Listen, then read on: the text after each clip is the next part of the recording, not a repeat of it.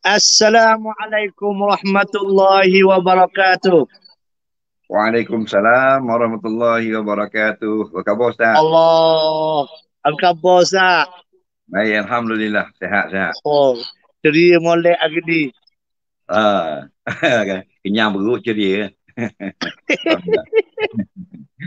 Allah. Ustaz, Ya, ya, ya. dalam banyak-banyak jenis durian Ustaz, Ah, durian apa yang Ustaz suka makan? dia yang hak beri ya, hak daya beli. Aduh, Allah. Oh, dah musaki dak suka tak? Suka, kalau orang beli saja suka lah. Kalau beli tak suka lah mahal. Allah, Ustaz. Baik, baik, Alhamdulillah. Ustaz, kita ni Ustaz, nak Ah, tuju ke bulan tu dah Ustaz, bulan Zulhijjah. ya, ya, ya. Jadi sebelum kita mula Ustaz, kita tengok dulu clear tak. Jadi penonton-penonton kita cuba tengok dulu visual, suara. Kalau okey, cuba komen sikit, okey. Lepas tu share-share kepada semua sahabat supaya semua dapat manfaat pada pagi ni. Jumaat ni insya-Allah. Okey. Ustaz clear lah suara rambut Ustaz Oh, comel loteng. Oh, comel lotek. Oh, Ustaz kita duduk KL Ustaz. Kenyelik. Penyelik. Oh. Okey. Apa pun Ustaz, kita Hmm. tunggu ada Ustaz pagi ni Baik, baik, baik, baik. Okey. Penonton-penonton kita pun nampak dok sabar-sabar dah. Ni contohnya apa ni Haji Maknoh kata, Bukit Payung. Clear Ustaz. Medan Jaya clear. Oh, dahsyat. Permaisuri jelas. Oh, inilah kata tu murabi kesayangan umat sungguh ni. Allah Akbar. Habis. Okey, soalan yang pertama Ustaz. Seorang arwah, ayah lah, macam ayah mati lah. Kerana arwah ayah tu, dia berwasiat. Kalau dia mati kat gigi, tak ada lah maksud dia mati kat gigi, Ya, ya. dia suruh sembelih lembu untuk buat kenduri orang kampung. Dia kaburkan anak-anak dia lah. Ya, ya. Jadi ada anak-anak bila ayah dah meninggal, ada anak yang tak setuju. Sembah lembu arwah ni baka besar. Oh, baka besar lah ni. Tak bukan 2-3 ribu. 15 ribu, 20 ribu Ustaz. Jadi seekor nilainya 10 ribu, 15 ribu. Jadi nak buat macam mana Ustaz? Nak selesai masalah ni. Sila Ustaz. Tak setuju. Waris tak setuju. Waris tak setuju. Baik. Soalan yang pertama pagi ni Alhamdulillah berkenaan dengan wasiat. Jadi ayah wasiat kalau mati sembelih lembu beri makan ke orang kampung. Kemudian ada anak-anak tidak setuju sebab lembu ayah ni bukan lembu biasa-biasa, lembu mahal. Nilai 10-15 ribu. Jadi bila anak-anak yang ni waris tidak setuju, macam mana kita nak selesaikan masalah wasiat ini? Alhamdulillah. Dia begini.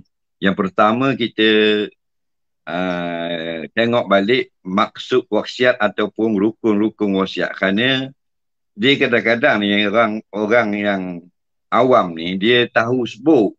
Tetapi bila dia buat tak tahu.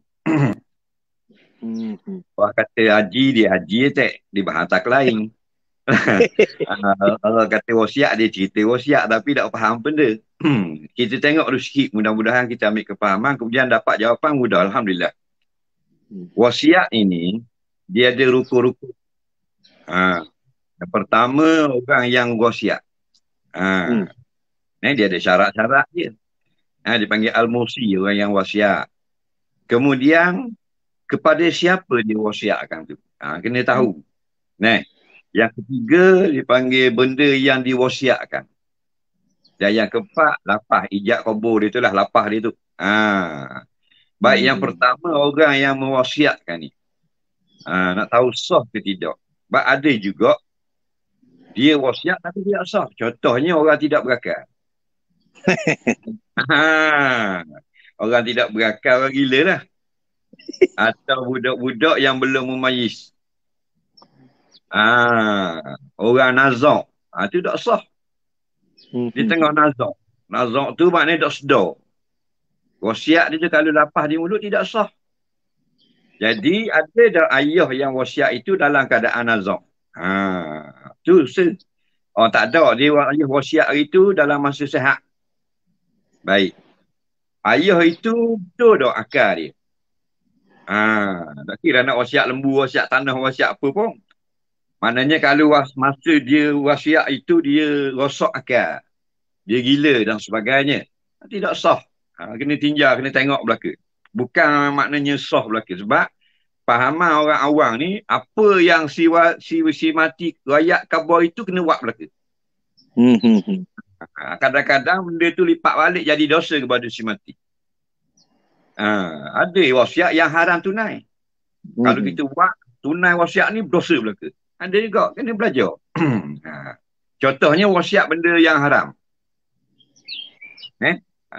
Wasiat benda haram tak boleh tunai. Dia kata, ayah kalau aku mati, mu jangan beri belaka adik-beradik aku, mari tengok aku mati. Itu tak boleh tunai, Ustaz. Pasal itu putus silaturahim.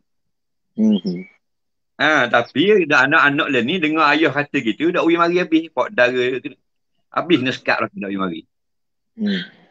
Pasal dia tak kira hukum fiqh. Dia tak kira hukum Islam, dia kira ayah royak dah, ayah khabar dah. Aku dengar diri ayah abah kata jangan wi polong mari. Sudah. Dia kena faham baik. Benda haram tak boleh tunai wasiat. Baik. Ayah tak ada masalah. Dia wasiat. Benda dia wasiat. Lembu. Kena faham pula. Syarat ni kalau lembu ni benda yang diwasiatkan, barang yang nak wasiat ni ada tau. Dia mesti ada tak? Ataupun akan ada. Dia sah. Dia yang tidak barang yang nak wasiat tu memang tak ada. Itu tidak sah. Yang pertama, harta hak dia nak wasiat tu memang ada. Contoh, tanah. Memang ayah ada tanah. Usah wasiat.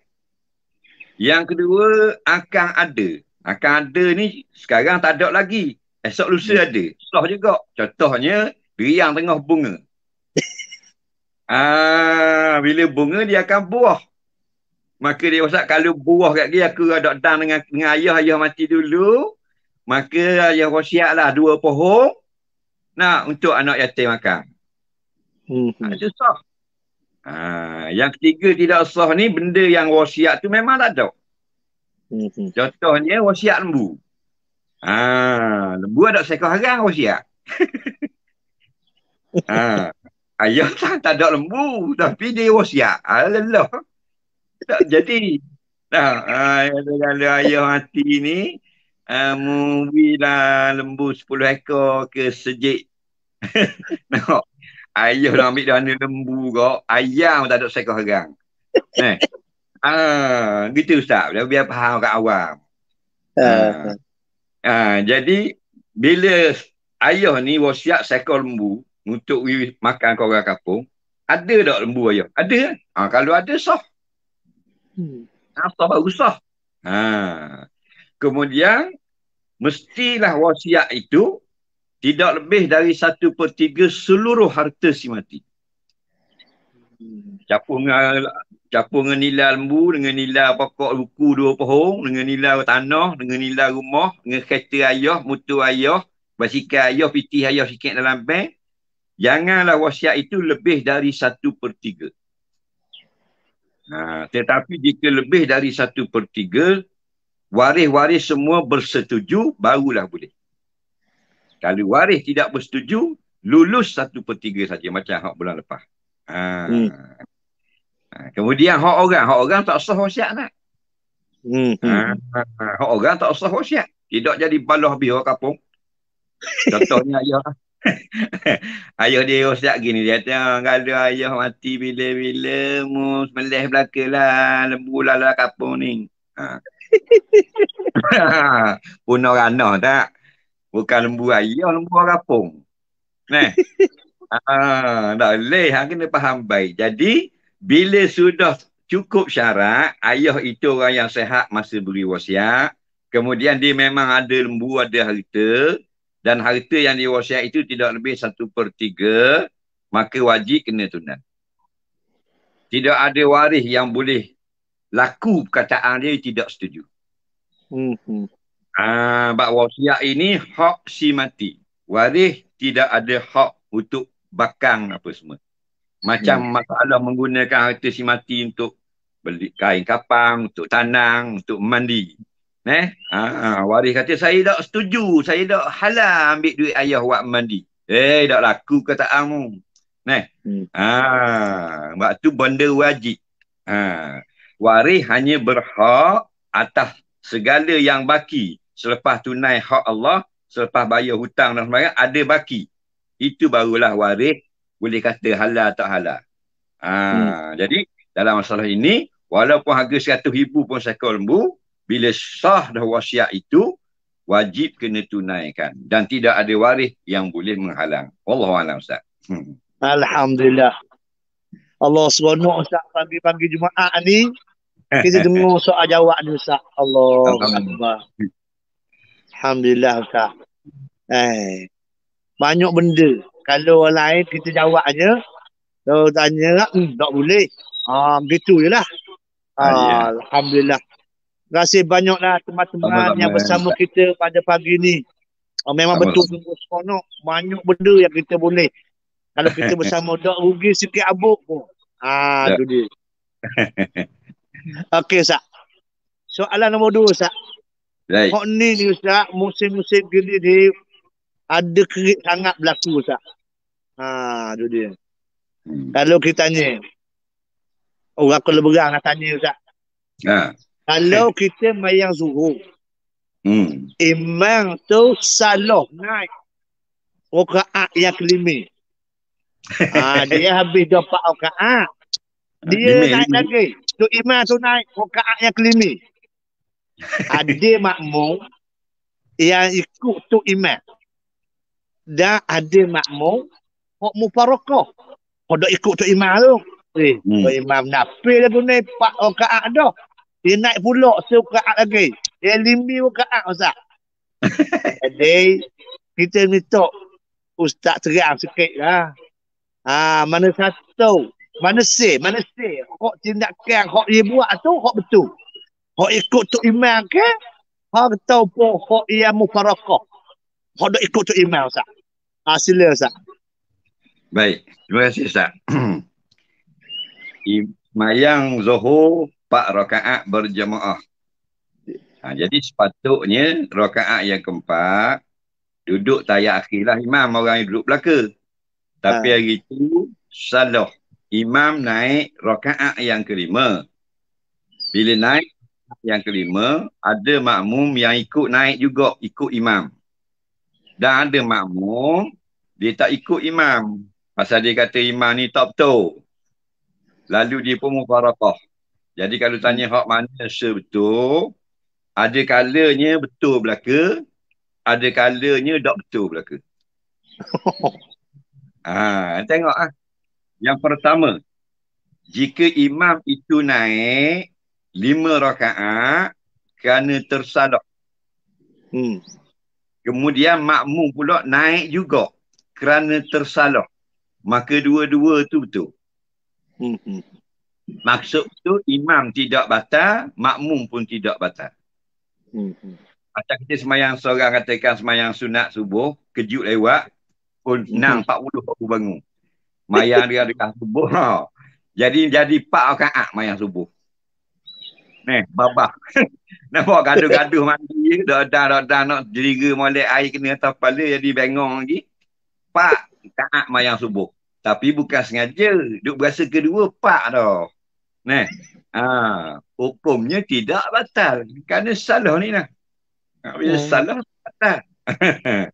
Baik, jadi masalah imam naik yang kelima, kalau sengaja, imam batal. Ha. Imam kata dah bela-bela ramai sedap nak duk ikut belakang ni. Tambah jadi 5. Nah. Biar Tuhan sayang sikit. Lebih lagi, banyak lagi. Tak boleh. Sebab dia, rakaat ini, dia qat'i.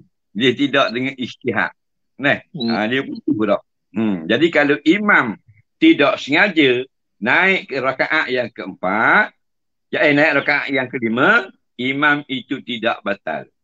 Kalau imam itu sengaja naik rakaat yang kelima, batal.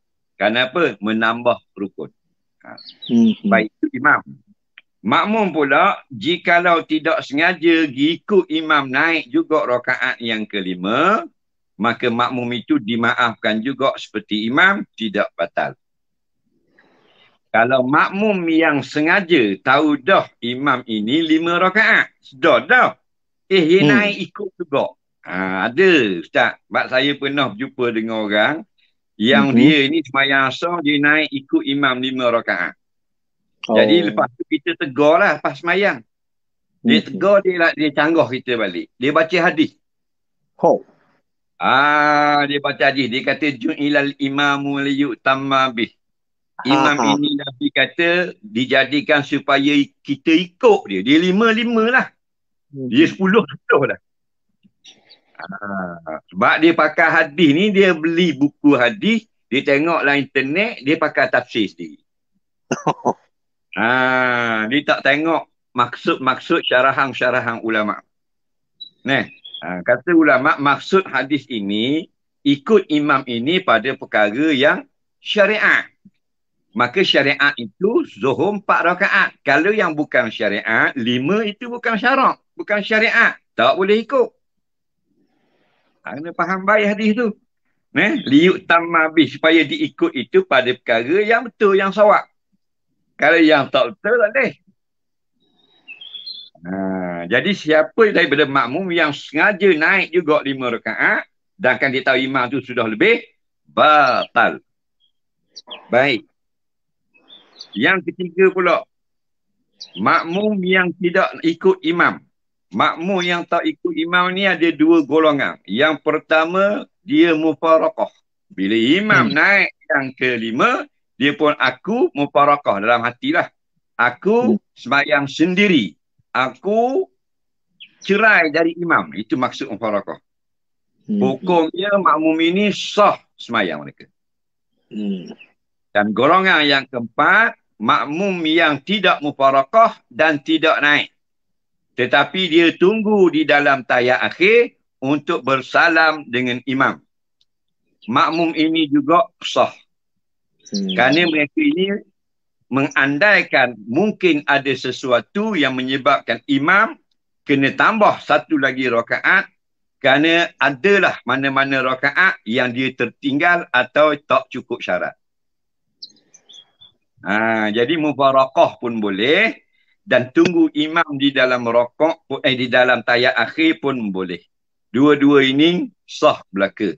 Ulama hanya berkhilaf mana lebih afdal, mufaraqah atau tunggu dalam tahiyat akhir. Tapi tak ada masalah, tu benda khilafiah. Jadi nak khabar ni kalau salah tak boleh ikut. Salah tak boleh ikut. Imam semayang garis serakaat, pakai ikut belaka balik awal.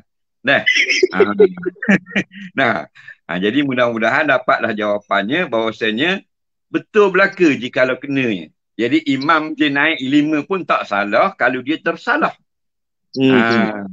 Tidak batal. Makmum yang tersalah, ingat ke 4 baru 3 naik attack ikut imam, ingat ke 4 rupanya dah 5 pun tak salah dan tidak batal.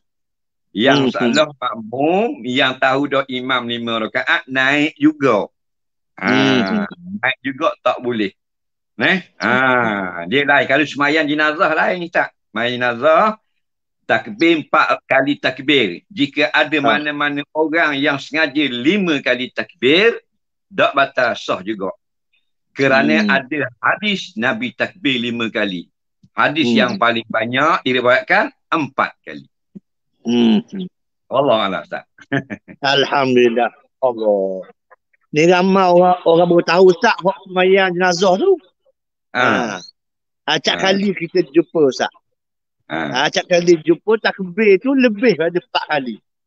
Dia 5 Nabi direwayatkan sekali 2. Nabi takbir. Hadis yang paling banyak direwayatkan dalam kitab hadis 4.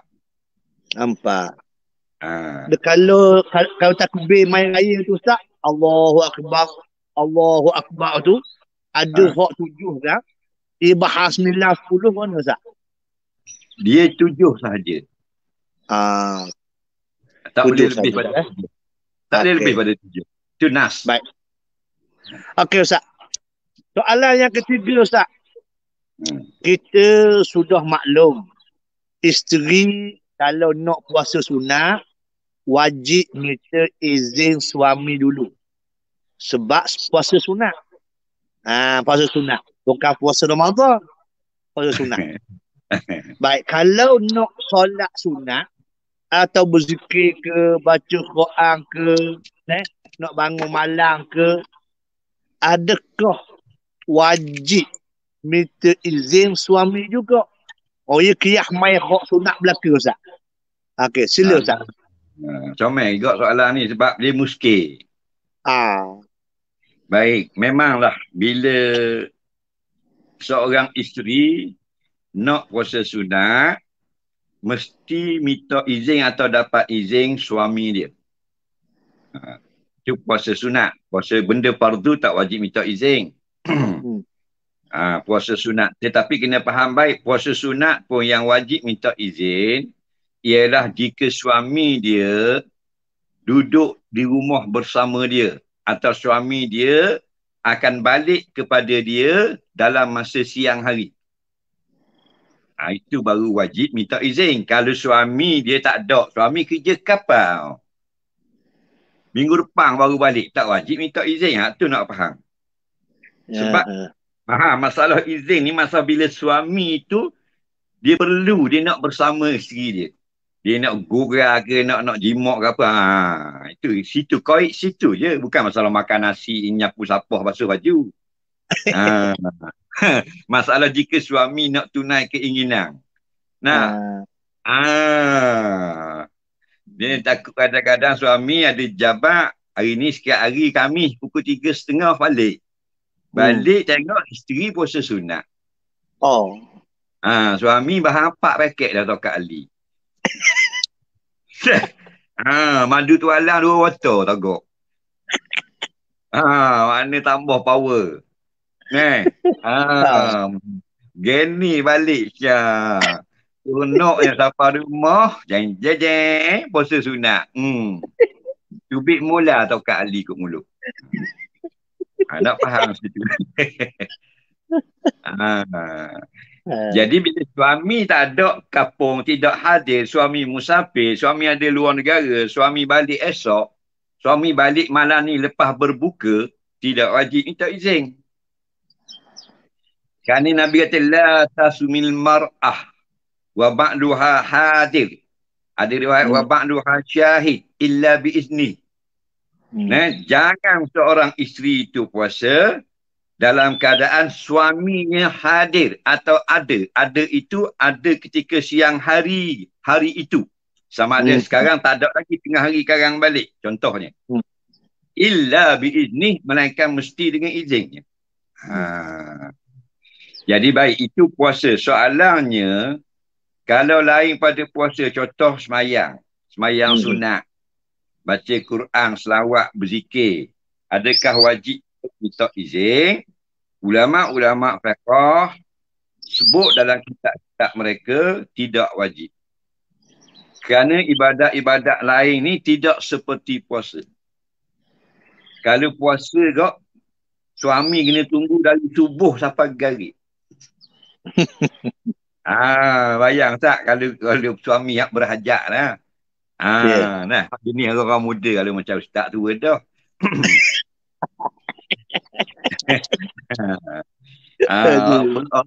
Ada jenis suami orang muda, orang yang ada nafsu dan sebagainya, dia nak tunai hajat dia.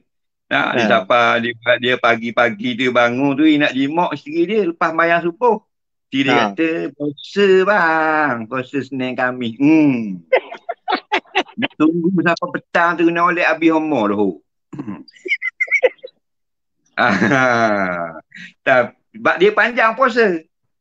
Ya. Ada pun ibadat lain dia tidak panjang dan dia boleh putus. Ha. Isteri solat duha. Nah, suami nak jimak. Allah, solat duha 5 minit je, tak boleh tunggu. Tunggu kejap. Assalamualaikum warahmatullahi wabarakatuh. Assalamualaikum warahmatullahi wabarakatuh. Lalu. Nah. Isteri duduk berzikir, tak payah minta izin. Nampak? Ya, jimak ya. Tinggal lalu zikir. Tak masalah. Itu kena faham baik. Cerita tu nakal sikit, tapi itulah maksud dia. Ya, ya. Ibadah tani ringan. Boleh putuskan atau diselesaikan dalam masa yang singkat. Ada pun puasa 12 jam. Itu kalau duduk di Tirana, kalau duduk di Norway, di Oslo, di Sweden, di Stockholm, duduk di Vladivostok, 21 jam siang hari, dah lelah suami. 2 kali mati. Jadi faham baik. Jadi puasa sunat saja yang wajib minta izin, ibadah lain tak wajib tak izin kerana boleh diputuskan atau diselesaikan dalam masa yang singkat. Jadi dia tidak akan menghalang-halang hajat suami. Wallahualam, Ustaz. Alhamdulillah. Dengar orang molek tu, siapa dia ada isteri. Siapa yang ada isteri yang jadi suami, dengar molek. Tu. Akhirnya, Baik. yang keseterusnya Ustaz, ramai juga orang tanya ni. Apakah hukum yang sebenar tentang Cina buta? Cina buta, siang ke Cina. Jadi buta Ustaz. Hukum Cina buta. Baik, ini hukum perkahwinan lah. Baik. Bila sebut tentang Cina buta, dia masuk dalam fiqh munakahat. Dia syariat kita ni ada 4 robok. Dia bagi 4. Ibadat, muamalat, munakahat, jinayah. Ibadat tu dengan hal kita bersuci, dengan hal kita bersemayang, puasa, zakat, haji dan sebagainya. Muamalat dengan jual belinya, dengan hutangnya, dengan sewa menyewa dan sebagainya. Munakahat ni nikah kahwinnya dengan cerianya, hadanahnya, nafkah dan sebagainya. Dan akhir sekali jinayah. Dengan hukum hududnya, dengan kisahnya, dengan takzirnya, dengan mahkamahnya, dengan pendakwa, pembela dan sebagainya. Baik, bila sebut Cina buta, memang tak ada dah dalam kitab-kitab fiqh sebut Cina buta. Ini hanyalah istilah orang Nusantara, orang Melayu. Maksud Cina buta ini ialah dalam masalah talak 3 ataupun talak bain kubra. Baru terbit masalah Cina buta. Kalau talaknya sekali, tak ada Cina buta. Kerana talak ini kita dapat 3. Sebab itulah orang yang berkahwin, bila dia jawab nikahnya, aku terimalah nikahnya dengan mas kahwin yang tersebut itu, bila sah belaka, Ustaz, dia dapat 4 benda. Yang pertama dia dapat isteri. Isteri dia dapat, dia boleh buat alik. Kalau duduk basuh lah. Boleh buat alik dah. Mari nak kat nikah dah boleh buat alik lagi. Atau riang je dulu. Tapi bila dah jawab nikah, dia dapat 4. Apa 4 tu? 1, isteri. 3 lagi, talak.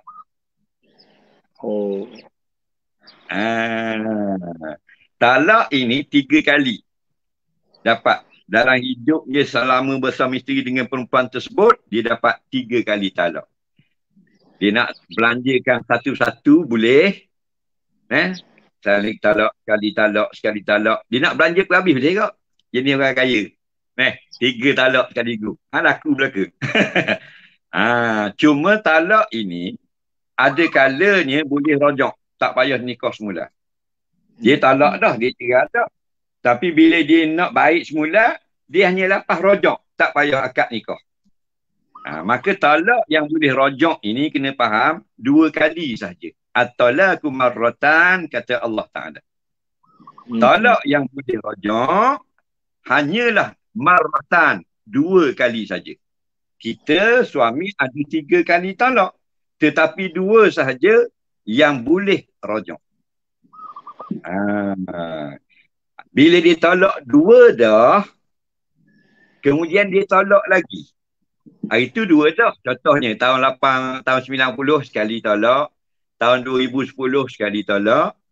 Hari ni dia talak pula. Bila talak pula yang 3, tidak boleh lagi rajak.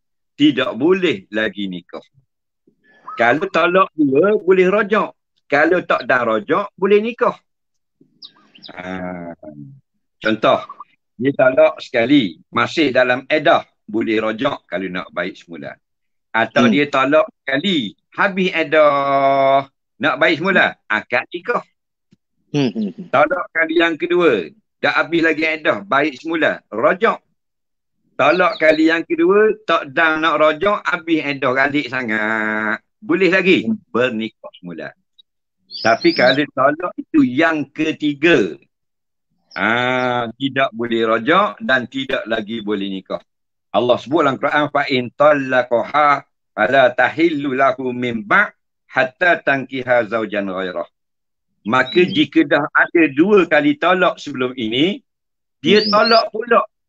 Bila ditalak pula, jadi yang ketiga, fa in talaqaha. Itu 2 dah. Sekarang talaqaha, dia talak pula. Jadi sekarang 1 campur lepas 2, sudah 3. Maka fala tahillu lahu min ba'. Tiada halal lagi perempuan ini kepada suami ini. Mana tiada halal, tidak boleh rajak dan tidak boleh nikah semula dah. Bila boleh? Hatta tankiha zaujan ghairah, sehingga berkahwin jandanya ini dengan suami lain. Inilah terbit Cina buta. Jadi bila dah tak boleh nikah, tak boleh rajak, dia nak baik semula, boleh ke tak? Boleh, ada syarat. Mana syaratnya? 1 syarat dalam Quran, 1 syarat dalam hadis. Syarat dalam Quran, hatta tankiha zaujan ghairah. Mestilah janda ini kahwin dengan suami lain dulu. Dan syarat dalam hadis, hatta tazuqa asilatah. Sehingga kamu, wahai isteri, wahai perempuan, Nabi kata, mu sudah merasai nikmat jima' bersama suami yang kedua. Allah. Jadi, bila kalau kahwin dengan suami yang kedua, tak panjang jodoh, cerai pula contohnya. Maka bolehlah berkahwin dengan suami lama. Ada 4 syarat. Pertama, suami isteri kamu kahwin dengan suami yang baru. Yang kedua, dia diima oleh suami yang baru. Yang ketiga, diceraikan oleh suami yang baru. Yang keempat, habis edah dengan suami yang baru. Barulah yahillu, jadi halal. Jadi Cina buta ni maksudnya suami yang baru ni. Kalau suami yang baru ini tidak ada pakatan apa-apa, itu bukan Cina buta. Mereka berkahwin suka sama suka. Kemudian bercerai kerana tak suka sama tak suka pula. Cerai pula. Itu bukan Cina buta. Cina buta ni, dia cari suami baru, dia suruh kahwin isteri janda dia, mu kahwin sekejap, sehari 2, mu cerai pula. Sebab aku nak nikah semula. Itu panggil Cina buta. Jadi hukum Cina buta ni khilaf ulama'. Kalaulah disebut di dalam akad, nikah itu sekejap untuk cerai balik, ijma' ulama' tidak sah akad nikah. Tetapi jika tidak sebut dalam akad, pakatan di luar akad. Pakat marenda, pakat dalam WhatsApp, pakat bawah rumah, pakat di belakang majlis akad nikah lah, pakatan tadi. Hak tak halal balik ni. Hak tu sah nikah, tapi perbuatan haram. Kerana mempermainkan nikah. Dan haram itu dosa besar. Cek, dosa besar. Itulah hukumnya. Jadi barulah kita faham Cina buta ini ialah suami yang kedua yang berpakat dengan suami yang pertama untuk kahwin sekejap dengan janda dia, kemudian cerai dan halal balik dia berkahwin dengan suami lama. Itu maksud istilah Cina buta. Gitu Ustaz. Maknanya Ustaz, Ha. kahwin yang sah tapi haram. Kena laknat. Allah ya Ustaz. Macam orang curi pi orang, curi baju orang awak semayang. Sah semayang, tapi Hmm. berdosa ni. Ya, ya, ya. Guna Ustaz lah. Ha. Tapi Ustaz, memang dalam kehidupan rumah tangga ni ada gini Ustaz. Nikah, cerai, nikah, cerai. Lepas tu yang ketiga Ustaz, jadi dah nak nikah ni, perempuan tu nikah orang lain. Ini bukan Cina buta. Tak ada apa pertalian apa Ustaz. Takdir Allah Ta'ala, cerai dengan suami hak kedua. Jadi suami hak kedua tu masih hidup lagi. Lepas habis edah suami kedua tu, nikah pula Ustaz dengan suami hak pertama dulu. Itu biasa tak ada. Itu tak ada buta-buta situ. Betul. Itu halal. Halal Ustaz Sebab ulama kata muqabil daripada kata fala tahillulah. Hatta tankiha zaujan. Tidak halal. Jadi bila sudah nikah isteri suami yang lain, tahillu, halal balik. Itu boleh. Tidak ada pakatan. Ya. Alhamdulillah. Allah jelas molek. Ada soalan budak-budak ni Ustaz. Boleh ke tak cukur bulu betis Ustaz? Kalau cukur bulu kening ni nampak sangat dah. Hot leg tu. Tapi hot ni hot tak nampak ni. Jadi cukur bulu betis Ustaz. Cukur bulu betis hukumnya. Baik. Yang bertanya ni laki ke perempuan? Ni tak tahu juga Ustaz. Memang rasa biasanya apa orang Ustaz rasa-rasanya. Macam cukur-cukur ni. Baik. Dia gini, dia masalah bulu-bulu badan kita ini, dia ada 3 hukum. Yang pertama, yang disuruh cukur. Yang kedua, yang dilarang cukur.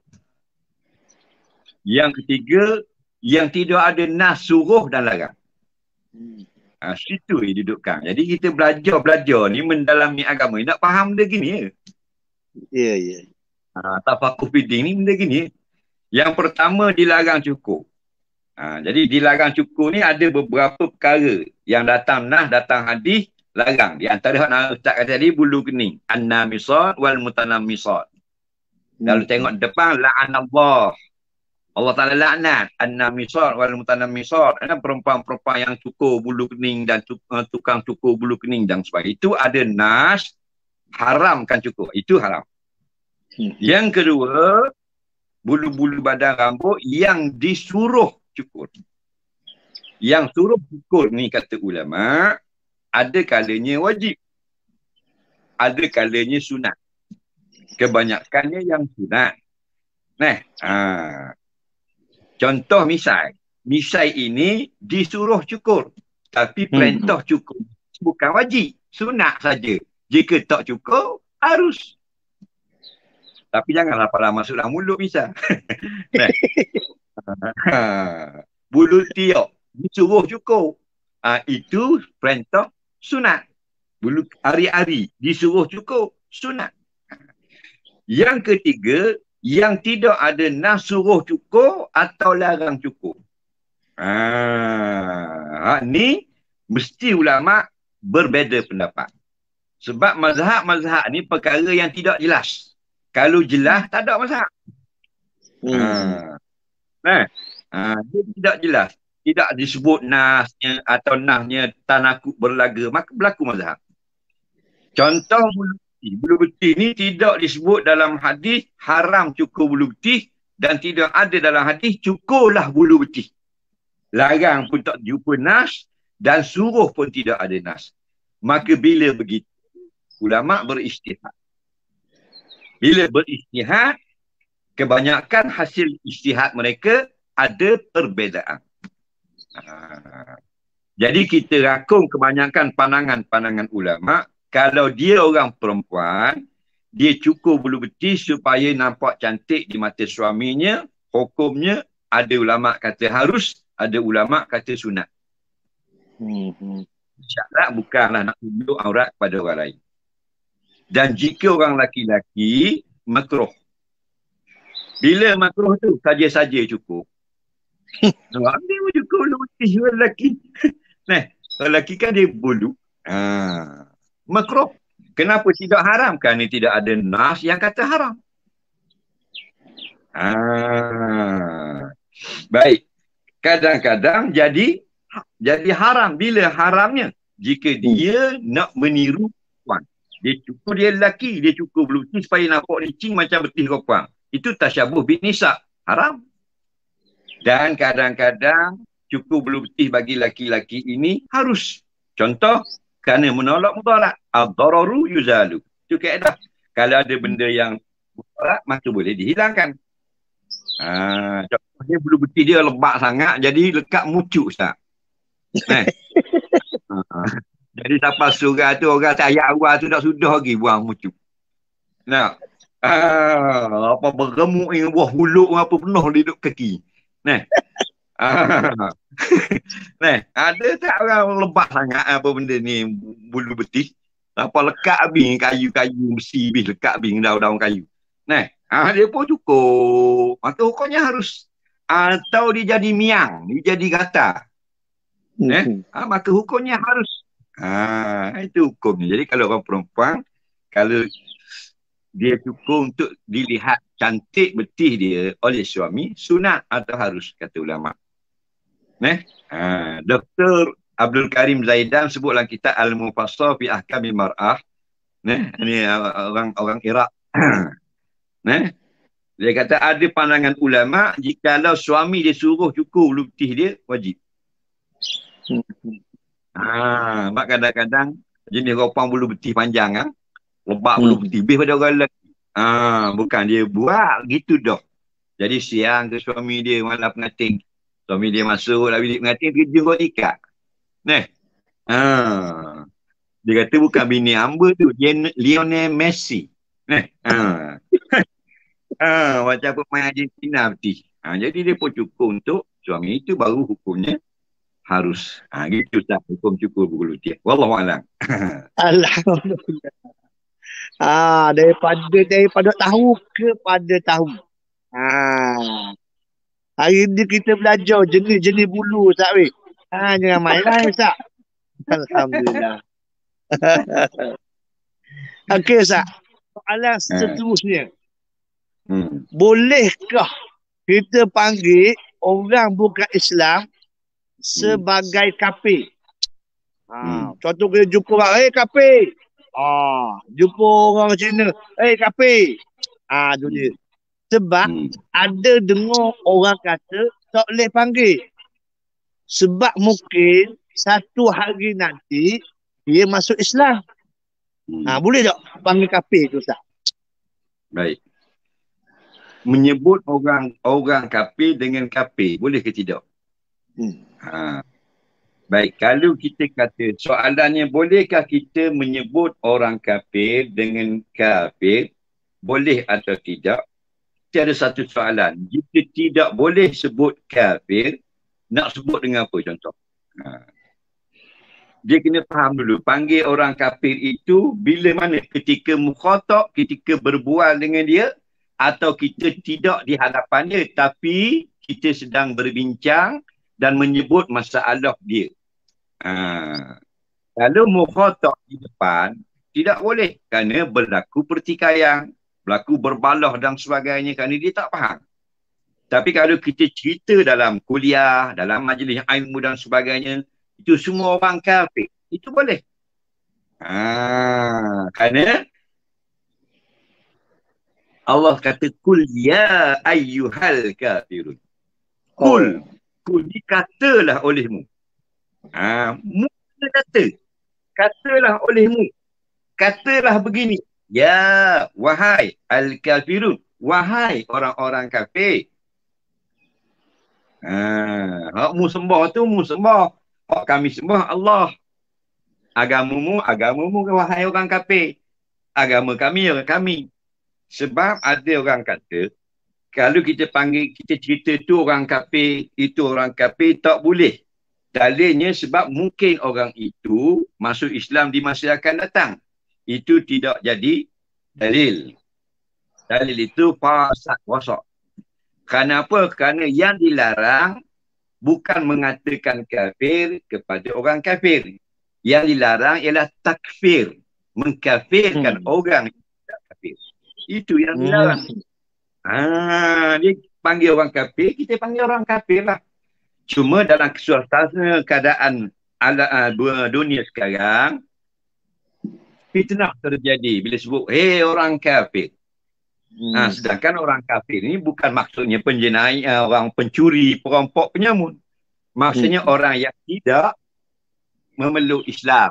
Orang yang tidak dalam agama Islam. Orang yang bukan beragama Islam. Seperti panggil non-Muslim. Non-Muslim tidak menyerah kepada agama Allah. Sama ada kufur, maknanya engkar, tidak mahu memeluk Islam. Tidak mahu menerima Islam. Jadi, hei orang kafir, wahai orang-orang yang tidak menerima Islam. Itu asal dia. Tapi orang kafir sekarang dia tak faham. Dan orang Islam sendiri pun lebih daripada tak faham. Dia kata bila orang-orang kafir, maksudnya dia menuduh jenayah dan sebagainya. Tidak. Sebab dia yang tak boleh, orang yang kafir kita panggil orang beriman. Hai orang mukmin. Takkan dia orang kafir, orang Kristian, orang Yahudi. Orang curi, takkan kita tak boleh kata pencuri. Kita balik-balik, kita tengok orang panjat rumah orang, waktu turun dengan tangga, dengan pakai topeng, waktu turun dengan macam-macam barang, aku pintu belakang. Itu pencuri ke orang pindah rumah tak? Pencuri. Pakai topeng, awak takkan pindah pakai topeng. Pencuri sana. Ya, pencuri. Bila pencuri, boleh tak kita kata dia pencuri? Boleh tak? Boleh nak. Kira ada orang tu kata, tak dia kata pencuri itu Ustaz. Sebab mana tahu bila-bila dia bertaubat. Punah ranah habis alang ni, kalau gitu. Yang tak boleh kata bila dia sudah bertaubat. Sudah kembali ke pangkal jalan. Kita duduk ukit lagi. Dia curi dulu. Dulu mencuri. Itu haram. Kerana dia sudah tidak mencuri. Ketika dia mencuri, kita panggil pencuri. Ketika dia melakukan jenayah, kita panggil penjenayah. Orang tak panggil orang yang mungkin bertaubat. Orang panggil penjenayah. Nah, orang kena lock up. OK, L. Nah, orang kena lock up. Buat atas belakang. OK, L. Orang kena lock up. Nah, tak dia panggil orang kena lock up. Mungkin dia akan dibebaskan. Tak sekarang. Cuma kalau kita duduk dalam majlis orang Islam, kita sebutlah itu orang kafir. Nampak? Al-kafirun. Tapi kalau kita di hadapan orang kafir, kita panggil, hei orang kafir. Jadi masalah balah dan sebagainya, kerana belum lagi orang faham, itu kena hati-hatilah. Nak faham ni. Apakah hukum panggil? Itulah perbezaan tempatnya, kita kena tengok-tengok jugalah. Kalau nak menerangkan orang kafir, boleh. Adapun kita nak panggil, hei kafir, hei kafir, hei kafir. Memang dia orang kafir sungguh. Tetapi dia akan ada fitnah. Wallahualam, Ustaz. Alhamdulillah. Ustaz, kita ni nak masuk Zulhijjah. Zulhijjah ni biasanya kita buat ibadat haji dan korban, Ustaz. Ya. Kampung kita ni orang lama-lama biasanya ada sama yang buah hok khilaf, Ustaz. Jadi dia biasa tanyanya, berapa lama boleh simpan daging korban, Ustaz? Ni orang kapur tua-tua ni. Mau kapur tu. Tak tahu tak apa orang kapur ni berakhir bawah kilah gini. Tak tahu tak? Apa Ustaz? Tak tahu.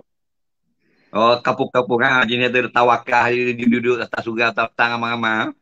Tak tua tu. Dia berakhir bawah kilah gini. Sebab apa? Ini nak sembang tak? Ya, bakar kain.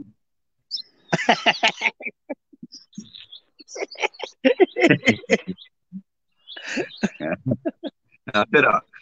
Kalau duduk kita nak buang tak, bangun kedai kain je duduk tangga tu, orang balik suku. Jeng. Eh, Kerana dia simpan daging korban. Kata, Ya. baik, hukum simpan kita masuk korban, kemudian kita simpan daging tu. Kena faham gini, daging korban ini dia ada 3 hak. Kena faham tu. Pertama, hak ampunnya korban, peserta korban. Yang kedua, hak orang miskin. Akan kita sedekahkan daging korban itu. Yang ketiga, hak orang-orang yang akan kita berikan daging korban tapi mereka bukan orang miskin. Anak beranak, saing, pejabat, kawan rodong dan sebagainya. Jadi, bila tanya bolehkah dia simpan daging korban, ulama menjawab ialah boleh dan tidak boleh. Hak mana satu boleh? Yang bolehnya ialah daging tuang korban. Selepas dia sembelih korban, dia dapat daging sebeseng bahagian dia, dia pun ambil lah bahagian dia suku. Bahagian dia suku tu, bahagian yang sedekah orang miskin dan bahagian nak beri kawan-kawan yang bukan miskin, suku dah. Jadi yang kata boleh simpan ini, ialah daging hak dia dah untuk dia makan dan anak isteri dia. Ada pun daging orang miskin dan daging yang nak beri kawan-kawan, jiran-jiran, hak tu tidak digalakkan simpan. Awal-awal hari itu Nabi SAW larang simpan lebih daripada 3 hari. Ada hadis. Kemudian hadis-hadis yang kemudian menunjukkan yang 3 hari ini mansukh, sudah dibatalkan. Jadi boleh disimpan lah sekadar mana yang kita nak simpan, setahun ke 10 tahun ikut suka mu. Cuma kata ulama lebih cepat dimakan lebih afdal kerana daging korban ini adalah ibadah.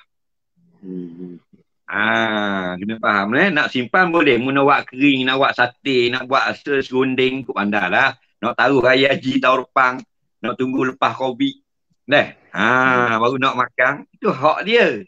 Hak dia, wanda dia, bagian dia. Yang tak boleh orang kampung tunggu, mana nak beri daging gebang, yang kata sembelih gebang.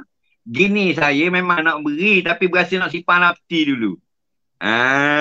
Tengok dalam 8 bulan ni saya kata rumah. Nyanyi korang. Jadi hak kita, yang ulama khilaf ni, simpan-simpan ni hak kita. Afdal makan segera dan harus kita simpan mengikut keperluan. Adapun hak nak beri orang, lebih cepat beri, lebih cepat, lebih banyak pahala. Wallahualam. Alhamdulillah. Banyak dalam media sosial sekarang, baik, orang pakai viral. Gambar orang kemalangan seperti mayat atau hak cedera, Ustaz. Ada hak cabut tangan. Hak cabut kaki pun ada, Ustaz. Kau tengok tu ya tu hamba biasa delete lalu, Ustaz. Daging tepek tu tepek sini, Ustaz. Tu dia.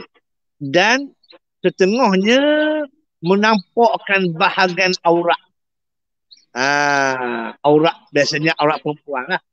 Ataupun lelaki pun. Jadi begitu jugalah Ustaz hak yang bunuh diri ni.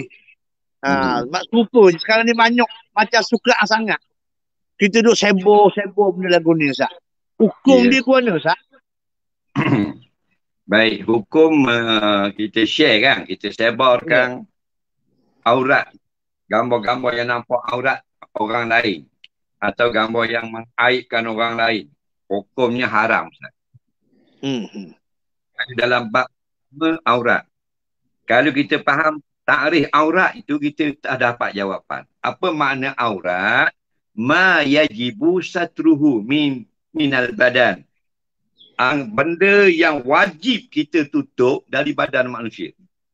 Aurat ini kalau kita jalan-jalan kita nampak aurat, contohnya, orang duduk tidur atas gerai, nampak aurat, selok kain, contoh. Kita ni, kita tak ada orang lain dah, kita wajib tutup kain dia. Kita tak tutup dosa. Supaya orang lalu kat kita tak nampak. Kalau ada orang nampak, fardu kifayah tutup. Itu mana aurat. Bila nampak, tutup. Tapi, ni orang aurat terbuka ke? Accident dan sebagainya, dia pakai ubuh dalam internet, dalam media sosial dan sebagainya. Dia tak faham aurat itu benda yang wajib tutup. Bila kita buka, haram. Sama ada tuan aurat buka sengaja, haram. Atau bukan tuan aurat, dia pergi buka aurat orang, haram. Termasuk dalam bab ni. Kalau perempuan accident, gambar rebah basikal, rebah motor, selok kain, nampak peha, nampak betis, dia pergi share. Nah, bila dia share, mata dia melihat haram, kawan dia 30 orang view, haram. 30 dosa, capur dia 31 dosa. Selama mana dia tak buang gambar tu 10 tahun, 10 tahun lah. Kalau ada 20,000 orang tengok, 20,000 dosa pula. Orang yang tengok gambar aurat ni, dia pun delete. Supaya tak ada dalam grup tu, tak ada di dalam page dia, dia delete. Itu masuk orang yang tolong tutup aurat orang lain. Nabi kata, la yasturu abdun abdan fid dunya. Tidak ada seorang yang tolong tutup akan orang lain di dalam dunia. Dia tolong tutup. Illa satarallahu lahu yawmal qiyamah. Allah akan tutup segala aib dia pada hari kiamat. Tolong tutup aurat orang. Kita ni, Allah beri, Allah akan tutup pula segala keburukan kita hari kiamat. Itu disebut aurat. Yang kedua, aib. Walaupun tak nampak aib, orang yang dituduh belum lagi salah. Tak, kita sebor ni boboh dalam WhatsApp apa semua dan sebagainya. Nah, komen masuk dengan maki hangus semua tu haram dan dosa. Tuan page, orang yang mula-mula post, orang yang tukang share mula-mula, paling banyak dosa. Allah Rabbi. Allah. Tapi dah mereka tidak beriman dengan hari kiamat.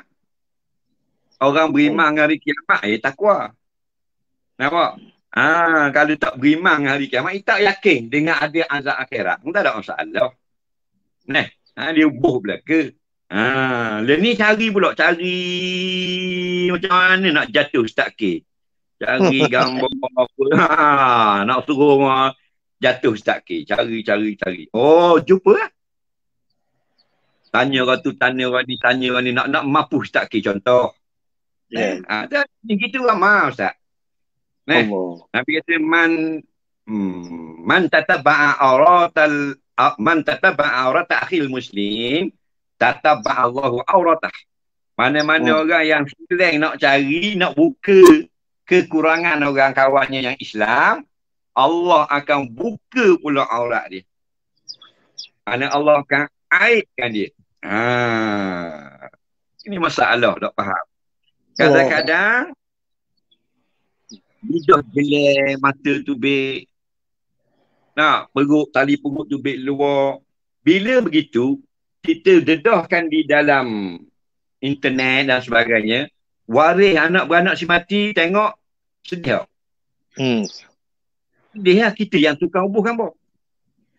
Sepatutnya ditutup dengan kain dan sebagainya. Kalau kan tutup kain, tak. Sebelum tutup kain, ambil gambar dulu. Supaya dia orang yang pertama post. Berebut nak jadi orang pertama masuk neraka. Ini masalah. Orang berebut nak tutup kain. Aib dia. Walaupun mayat itu maknanya tidak nampak aurat. Dengan matanya tubik, tak nampak aurat. Mata laki-laki. Petah hidung tubik, korok separuh pipi ni, ambil gambar. Buh dalam Facebook. Anak dia tengok menangis. Bini dia tengok menangis. Sedih tengok muka orang ayah, orang duk pasing dalam WhatsApp dan sebagainya. Itu semua tu berdosa belaka. Ini yang Allah akan buka segala kejahatan mereka pada hari kiamat. Atas dunia, seronok. Dapat 15 like. Seronok. Dah biasa dapat 2 like mereka apa-apa. Hari tu dapat 15. Buat nasi kunyit Ustaz, 15 like. Allah. Ini masalah. Pasal apa? Pasal tidak faham agama. Bila faham agama, insya-Allah. Dia tak mesti orang belajar, dia takut pada Allah. Tapi tu jalan dia. Tak mesti orang bersekolah dapat masuk universiti. Tapi tu jalan dia. Ya. Kalau dak pergi tu stik kambing, stik lembu. Neh, dia curi wah pelau orang. Kalau dak pergi, lepas tu nak masuk universiti, nak jadi dia apa terbang, pilot. Tak boleh, bukan jalan dia. Maka jalan kita nak wah, kan jalan belajar. Dengar ini Quran, ini hadis, ini suruh, ini larang. Gitu tak? Mudah-mudahan Alhamdulillah. fahamlah netizen kita, berhenti-berhentilah duk share aib orang. Ya. Kalau mak kita selok kain itu, kita post tak dalam Facebook. Allah. Kalau ayah kita lidah jelek, accident, mata keluar, kita post tak dalam, kita share tak dalam WhatsApp. Itu dipanggil selfish. Penting diri sendiri, bukan umat Muhammad sallallahu alaihi wasallam, penting diri sendiri. Haram. Kalau selfie harus. Betul tak? Kalau gambar kakak dia delete. Kalau gambar mak saudara dia tak share. Tapi mak saudara orang, dia peduli apa? Gambar ayah orang, apa dia peduli? Ini dah jiwa-jiwa rosak di akhir zaman. Allah. Itu tak? Alhamdulillah, Ustaz. Allah puas hati. Dok sedar kita. Ada mesej kamu kuliah duha pula Ustaz. Allah Akbar. Baik. Seronok Ustaz. Allah Akbar. Ustaz jangan tu dah, jangan jemu Ustaz deh. Allah. Ramai orang nak dengar ni Ustaz. Terima kasih banyak Ustaz hari ni. Puas hati rasa. Jadi akhir sekali doa Ustaz pagi ni Ustaz. Doa berkat sikit Jumaat Ustaz sila. Bismillah. Bismillahirrahmanirrahim. Alhamdulillahi rabbil alamin. Wassalatu wassalamu ala sayyidina Muhammadin wa ala alihi wa sahbihi ajma'in. Allahumma inna nas'aluka min khairi ma sa'alaka minhu nabiyyuka Muhammadun sallallahu alaihi wasallam wa na'udzubika min syarri ma sta'adzaka minhu nabiyyuka Muhammadun sallallahu alaihi wasallam. Allahumma ighfir lana wa liwalidina warhamhum kama rabbawna shighara. Allahumma ighfir lil muslimina wal muslimat wal mu'minina wal mu'minat al ahya'i minhum wal amwat. Rabbana atina fid dunya hasanah wa fil akhirati hasanah wa qina adzabannar. Sallallahu ala sayyidina Muhammad wa ala alihi wa sahbihi wasallam. Walhamdulillahi rabbil alamin. Alhamdulillah. Terima kasih banyak Ustaz. Barakallahu fikum. Jumpa pula Ustaz deh. Episod yang akan datang. Okey. Ruh. Neh. Buang yang keruh, ambil yang jernih. Okey. Assalamualaikum warahmatullahi wabarakatuh.